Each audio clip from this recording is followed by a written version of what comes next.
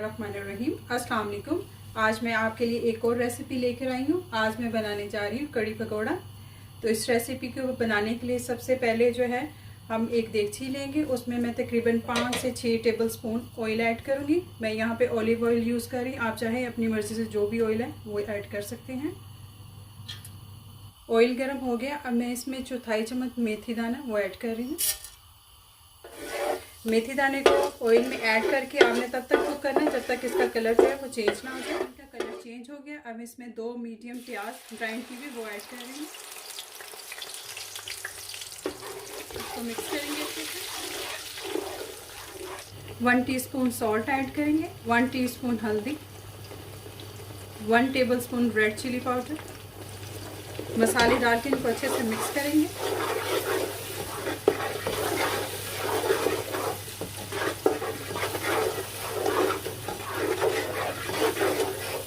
मसाले को आपने तब तक भूनना है जब तक ऑयल जो है इसमें सेपरेट ना हो जाए।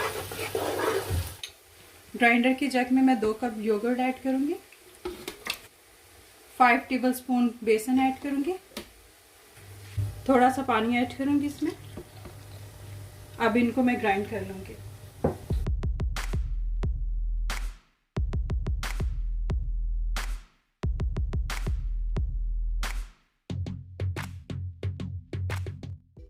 मसाले को मैंने अच्छे से भून लिया, इसमें ऑयल जो है वो अलग होना शुरू हो गया। अब इसमें मैं ग्राइंड की हुई जो दही और बेसन है वो ऐड करूँगी। इसको मिक्स करेंगे अच्छे से।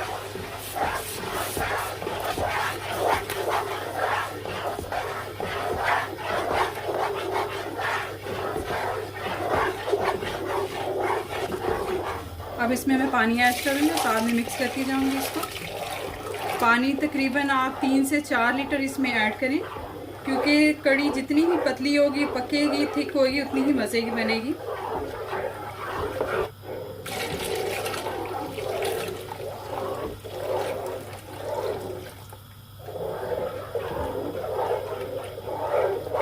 इसको अच्छे से आप मिक्स कर लें। फ्लेम को आपने हाई रखना है।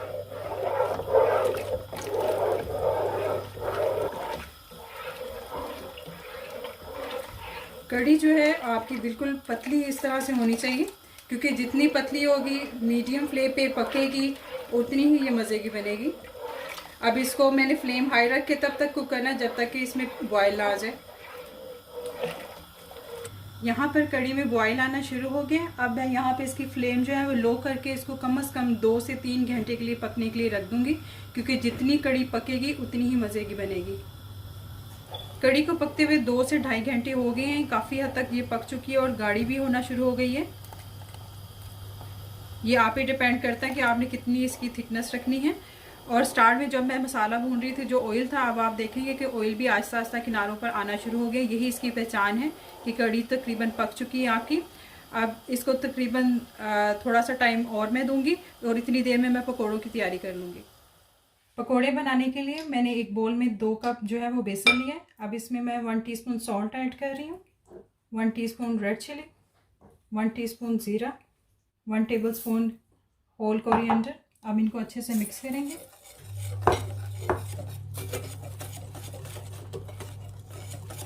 अब इसमें थोड़ा थोड़ा पानी ऐड करके इसका थिक सा पेस्ट बनाऊंगी मैं।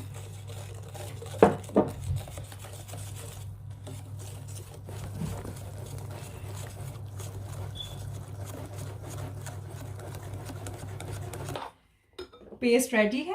अब मैं इसमें 2 बारीक कटी हुई हरी मिर्ची वो ऐड करूँगी, थोड़ा हरा धनिया, 1 आलू है बारीक कट किया हुआ, ये ऑप्शनल है, आप चाहें तो डाल सकते हैं। इनको मिक्स करेंगे। अब इसमें मैं प्याज ऐड करूँगी।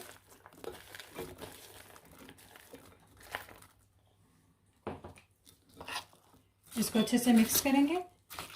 इसमें जितना ज़्यादा प्याज आप डालेंगे पकौड़े उतने अच्छे बनेंगे। पेस्ट बिल्कुल रेडी हो गया। चलिए अब हम चलते हैं पकौड़ों को फ्राई करने की तरफ।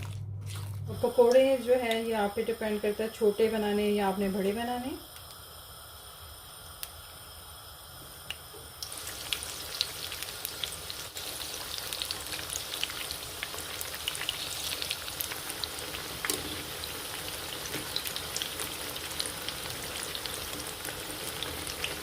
पकोड़े जो हैं बिल्कुल रेडी हो गए हैं। अब मैं इनको निकाल लूँगी।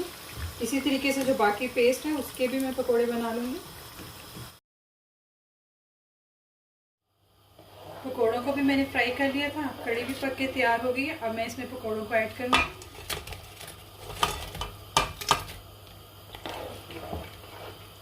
फ्लेम को आपने मीडियम रखना है। इसे अच्छे से मिक्स करने के बाद बस 2 से 3 मिनट इसको देंगे, देन कड़ी रेडी है।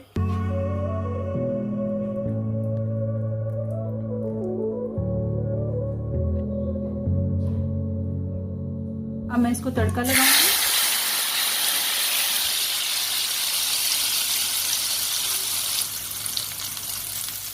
हमारी आज की रेसिपी कड़ी पकौड़ा रेडी है।